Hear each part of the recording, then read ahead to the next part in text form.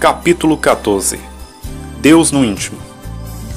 Porque nós somos santuário do Deus vivente, como ele próprio disse: habitarei e andarei entre eles, serei o seu Deus, e eles serão meu povo. 2 Coríntios capítulo 6, versículo 16. Se você nasceu de novo, o Espírito Santo está vivo e permanente no seu espírito. Está vivo e permanente onde? Na sua cabeça? Não. No seu corpo? Em certo sentido sim, mas não exatamente do modo que pensamos. A única razão por que seu corpo torna-se o templo do Espírito Santo é porque o seu corpo é o templo do seu próprio espírito. Ele permanece no seu espírito e ele se comunica com você através do seu espírito. Ele não se comunica diretamente com a sua mente. Ele não está na sua mente. Ele está no seu espírito. Ele se comunica com você através do seu espírito. É lógico que seu espírito realmente alcança e influencia a sua mentalidade. Mesmo como neném recém-nascido em Cristo, ainda confinado à cama, eu sabia coisas mediante o testemunho interior. Nada sabia a respeito de ficar cheio do Espírito Santo e falar noutras línguas, mas nascera do Espírito.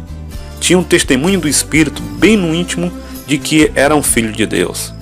Tinha ficado confinado à cama cerca de 4 meses, quando a minha mãe veio certo dia para o lado da minha cama dizendo: filho, não quero perturbar você, mas alguma coisa está errada com Dub. Dub é meu irmão mais velho. Ele estava com 17 anos naquela ocasião e tinha ido embora. Não sabíamos exatamente onde ele estava. Ela sentia algo no seu espírito. Pensava que talvez ele tivesse entrado em encrencas e estivesse na cadeia. Ela disse: faz 3 dias que estou orando por ele, mas preciso de ajuda. Eu disse: mamãe, eu pensava que você já tivesse problema suficiente comigo, preso à cama conforme estou. Já faz vários dias que eu estou sabendo dos problemas de Dub. Ele não está na cadeia, porém. Não é esse tipo de problema. Sua vida física está passando perigo. Mas eu já orei e ele vai vencer. Sua vida será poupada. Eu já tenho a resposta. Naquela ocasião eu não sabia como obter a resposta a respeito da cura. Passou-se mais um ano antes de eu receber a minha cura. Mas algumas coisas eu sabia. Louvado seja Deus. E Deus vem ao encontro da pessoa à medida que ela tem fé. 3 dias mais tarde, Dub veio para casa durante a noite. Você entende? Era o ano de 1933. Não havia trabalho. Os homens estavam lá fora na rua sem emprego, naqueles dias de grande depressão. Dub tinha ido para o Vale do Rio Grande para procurar emprego. Não achou nada, resolveu, portanto, pegar carona num trem de frete. Muita gente usava a estrada de ferro assim, ilegalmente. Naqueles dias, desde a parte mais longínqua do vale até McKinney, cerca de 80 km ao sul de Dallas, um detetive da estrada de ferro bateu na cabeça dele e o jogou fora do trem que estava em movimento a uns 80 ou 100 km por hora. Foi voando pela estrada de ferro. Naqueles dias, as locomotivas queimavam carvão e deixavam as cinzas ao longo da estrada de ferro. Ele caiu naquelas cinzas e deslizou de costas. É de maravilhar-se que não tenha quebrado as costas. O acontecido teria quebrado as costas se não tivéssemos sabido do caso mediante o testemunho interior e se não tivéssemos orado. Ele ficou jogado na fossa e voltou ao sentido depois de algum tempo. Sua camisa fora rasgada do corpo e o assento da sua calça fora arrancado. Sendo assim, somente podia viajar de noite. De dia ficava escondido entre as árvores do campo. Era o período do ano em que se podia achar frutas. E de noite avançava ao longo dos trilhos em direção a McKinney. Era noite quando chegou em casa. Mamãe colocou-o na cama e estava passando bem dentro de poucos dias. Mamãe e eu não éramos crentes cheios do Espírito Santo, mas éramos crentes e tínhamos um testemunho em nosso espírito que alguma coisa estava errada. Era uma intuição interior.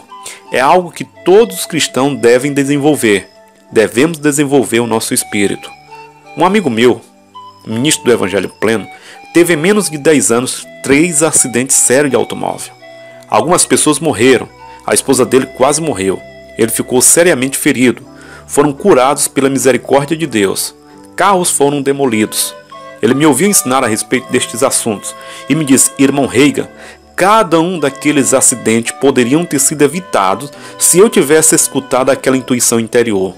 Mas em circunstâncias semelhantes, as pessoas dizem: não sei por que aquilo aconteceu ao cristão tão bom. Era um pregador. Os pregadores precisam aprender a escutar seu espírito, assim como você tem que aprender a escutar o seu espírito. Depois, atribuem tudo a Deus e dizem que Deus o fez. Este pregador me disse: se eu tivesse escutado aquela coisa interior, simplesmente tinha uma intuição de que algo estava para acontecer. Teria esperado um pouquinho e orado. Ao invés disto, pensei: estou ocupado, não tenho tempo para orar. Muitas vezes, se tivéssemos esperado, Deus nos teria mostrado. Poderíamos ter evitado muitas coisas. No entanto, não vamos nos queixar e gemer por causa dos fracassos do passado. Vamos simplesmente tomar posse daquilo que é nosso e cuidar para não deixar tais coisas acontecerem de novo. De qualquer jeito, nada podemos fazer no tocante àquilo que já passou. Vamos começar a desenvolver o nosso espírito e aprender a escutá-lo. O Espírito Santo habita no seu espírito. É o seu espírito quem pega estas coisas do Espírito Santo e depois as passa para sua mente mediante uma intuição interior ou um testemunho interior. Jesus disse: se alguém me ama, guardará a minha palavra. O meu Pai o amará, e viremos para ele e faremos nele morada. João, capítulo 14, versículo 23. Nesta passagem das Escrituras, Jesus está falando a respeito da vinda do Espírito Santo. Jesus e o Pai, na pessoa do Espírito Santo, vêm habitar em nós. Uma habitação é o lugar onde a pessoa mora. Outra tradução diz: viremos para ele e faremos com ele o nosso lar.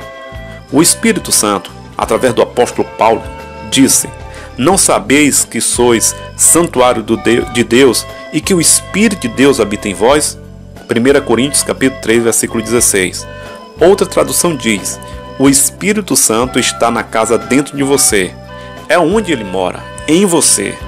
A Bíblia diz: porque nós somos santuário do Deus vivente, como ele próprio disse: habitarei e andarei entre eles. Serei o seu Deus e eles serão o meu povo. 2 Coríntios capítulo 6, versículo 16.